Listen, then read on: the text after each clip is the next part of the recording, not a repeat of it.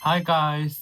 Би өмнөх бичлэгээр энэ hype-ын хамтлагтай хэрхэн учирсан энэ hype-ын хамтлагт хэрхэн фэн болсон талаараа бичлэг хийсэн. Тэгээ энэ удаад би Spa гэдэг хамтлагтайгаа хэрхэн учирсан талаар би ярих болно. Тэгээд энэ hype-ын Spa 2 бол одоогийн байдлаар миний хамгийн дуртай байгаа хоёр эрэгтэй эмэгтэй хамтлаг учраас би харж байгаа та нар Карина харагдаж байна. Тэгээд одоо энэ зүйлсүүдээс намайг харах юм бол хэрхэн би энэ hype-ын Spa 2 дуртайг минь харж болох байхаа. Тэгээд би одоо Spa гэдэг хамтлагтай хэрхэн танилцсанаа ярьцгаая. Амар юм нэг юм альбом ёсны ярианаас.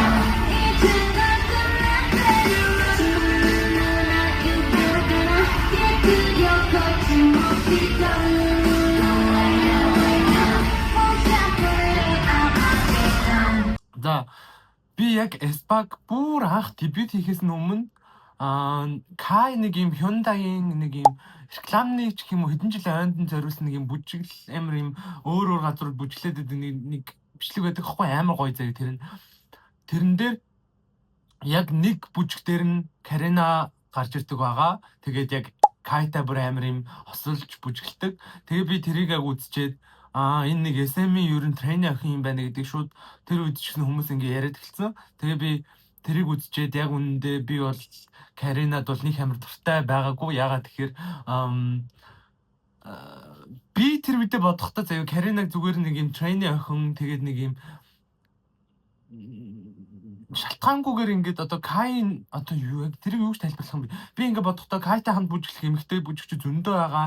За бүжиглүүлэх хүн олдохгүй бол Red Velvet-ийн сэлхий хүртэл байна. Тэгээд яагаад заавал энэ охин гэж энэ охин яг юу хийсэн болоод ингэж амар тэр Хүчинбэг EXO-гийн фэн байсан болохоор яг нэг тиймэрхүү одоо бодлоор ингэж би Каринаг жоохон хэдэлжсэн баггүй юу?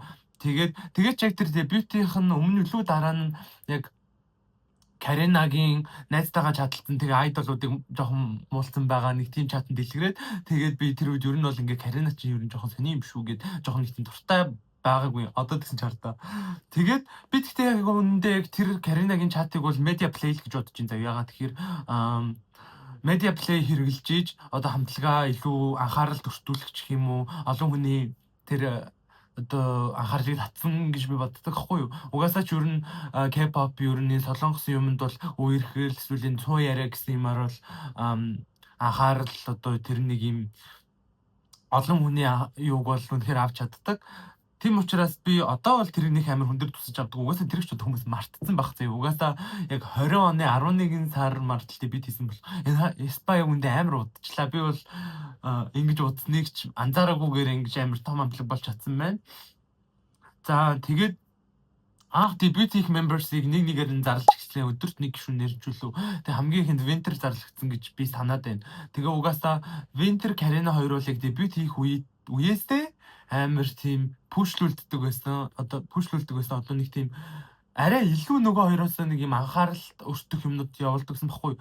Миний санах юм мамаа илүү нэг awards дээр зөвхөн Winter очиж нэг үзүүлбэр үзүүлжсэн ч юм уу. Одоо нэг тийм Winter Channel-тай хамт дуулдаг ч юм уу те. Нэг тиймэрхүү арай нэг бусдаас илүү. Тэгээд fan cam-ууд дээр эсвэл ингээд performance-ийн thumbnail зурган дээр ихвчлэн Карина байх ч гэдэг юм уу те.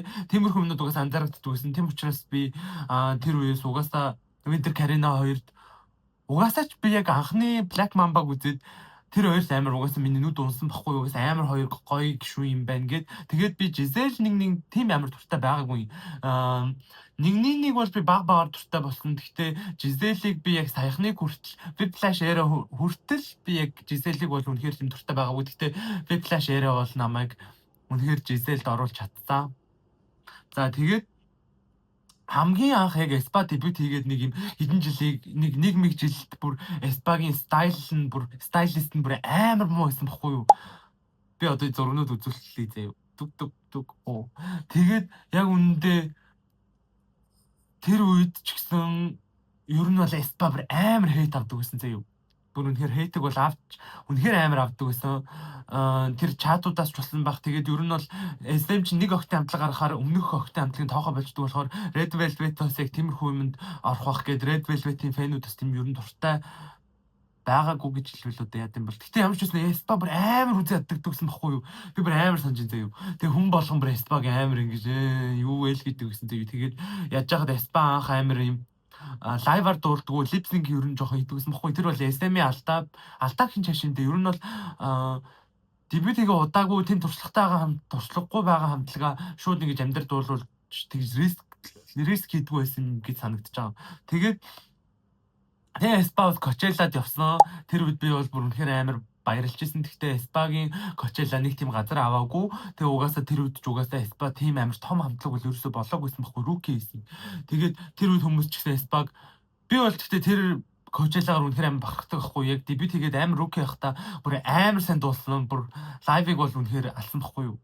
Тэгээд би амар хурдан яриад нөө. Next level бол тэгтээ манайхаа бүүм хийсэн те. Next level бол үнэхээр хүн болгон бүр амар сонссон. Тэгтээ remake дуу гэдгээрээ бас амар юм жоохон юу авч ирсэн. Би ингээ K-pop сонсдог нэлээд хэдэн хүмүүс ингээ таньдаг байхад тэд нэр ер нь бүгд л Espa-д нэг тийм дуртай байгаагүй байхгүй юу. Тэгээд би тэр үед одоо дуртай байсан гэдгээрээ өөрийгөө нэг тэгээд байгаа юм биш шүү манайхаа.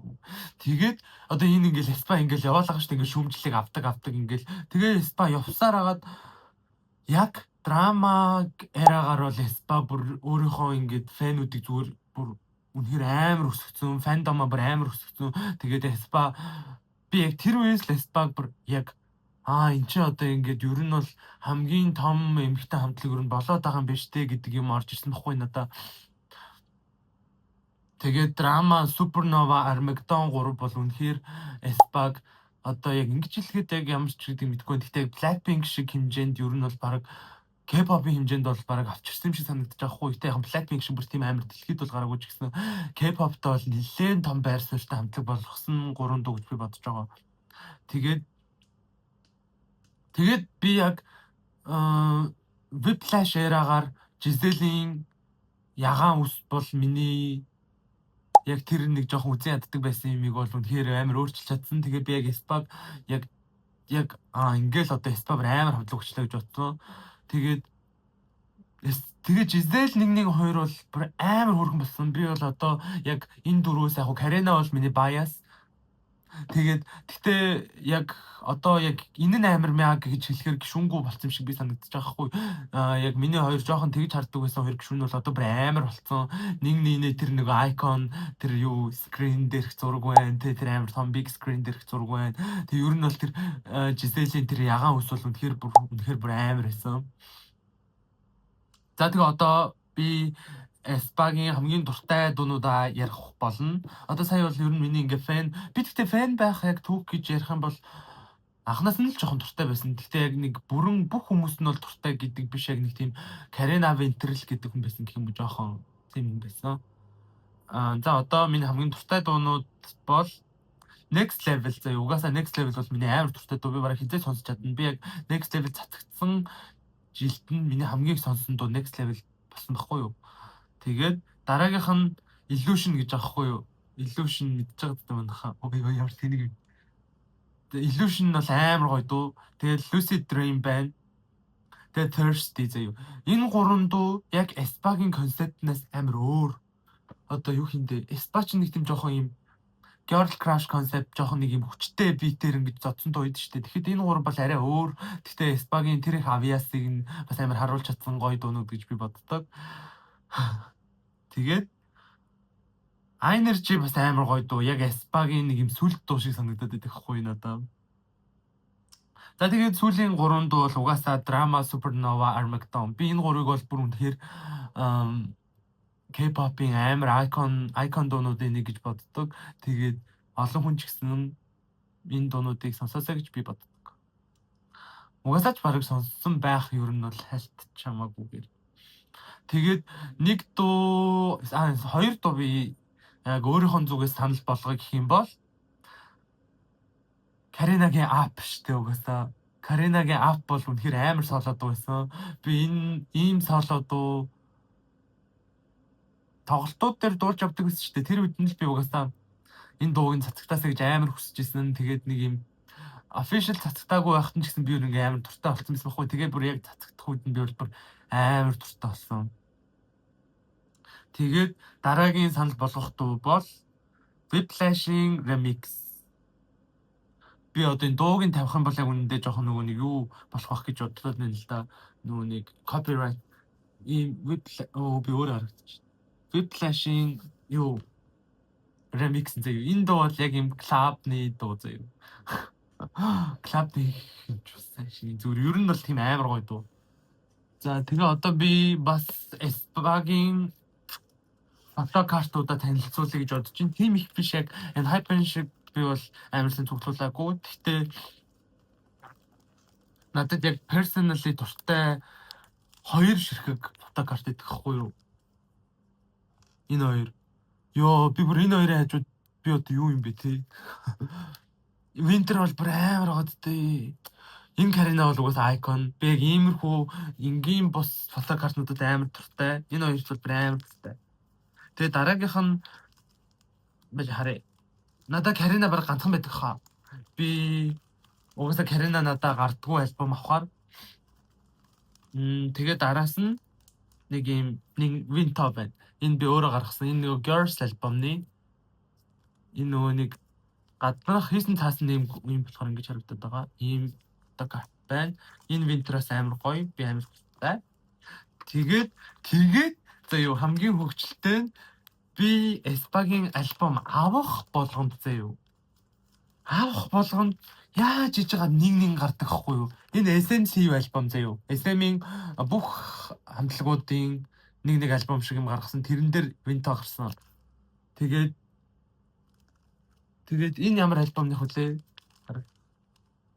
Энэ бас SMCU юм шиг үнэ. Энэ хоёр ингээ хоцроо гарч ирж байгаа. Энэ бол одоо ингээ дебют альбомны. Энэ одоо сүүлийн драмагийнх заяа. Тэгээд надад нэг Giselle байсан. Giselle зарчиж ийнэ. Гэтэ надад дахиад нэг энэ 2 Giselle-ээс нэгийг зарцсан байна. Тэгээ энэ Polaroid нэг бас би өөрөө гаргачихсан. Тэгэхээр надад 4 гишүүн дөрүүлээ байт юм байна. Гинт амир байт юм байна. Тэгээд ер нь бол миний хамгийн дуртай 2 хамтлаг бол энэ Hypen Espa байлаа. Тэгээд өөр ярих юм байгаад юу? Ер нь бол Espaгийн фэн байхад энэ бүх хугацаанд амар их хейт ер нь бол Espa авч ирсэн байхгүй юу? Амдаар дуулдгүү, царай муутай, Giselle lazy dancer гэлцээ юу. Тэгэл тэр бүрд ингээд дэмжиж явж ирсний минь дараа ингээд амар том хамтлаг болсонд би бүр амар юм баяртай байдаг. Тэгээ одоо Espa баг өөрийн нэг юм жанраг ингээд нээсэн шүү дээ. Ер нь бол Espa шиг дуу, Espa шиг концепт гэж одоо ярихаар баг болцсон. Тийм болсон учраас би бүр амар баяртай байна. Тэгээд манай энэ Hypen бас тэгээсээ юу бүр Espa гэсэн ч гэсэн энэ Hypen ярьсаар байдаг. Тэгээд энэ бичлэг энэ хүрээд ер нь дуусчих шиг байна. Би хувьдаа бол амар олон юм сонирхдаг ахгүй юу. Тэгээд надад ингээ хиймээр байгаа амар олон бичлэгний санаа байна. Тэгээд би саяхан хүсчихсэн шалгалтандаа тэнцсэн учраас би одоо бичлэгээ ер нь бол амар идэвхтэй хийгээд YouTube дээр жоохон салхи оруулъя гэж би бодож байгаа. Тэгээд бичлэгтэй минь хамтаасанд баярлалаа. Тэгээд subscribe-а дараарай. Ер нь subscribe-а дараарай.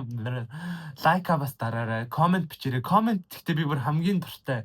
Comment их ирж байгаа бичлэг бол миний хамгийн дуртай бичлэг гэсэн үг. Тэгээд таад Espaтай холбогдолтой юмнуудаа яриарай. Тэгээд Espag монголчууд ер нь бол нэлээд сонсдог болсон юм шиг болсон гэж би анзаарж байгаа. Тэгээд Espaгийн талаар гоё комент үлдээгээрэй. Тэгээд bias чинь хэм бэ? Яагаад Espa сонсч эхэлсэн бэ гэсэн гоё комментүүд үлдээгээрэй. Би бүгдийг нь уншдаг шүү манайхаа.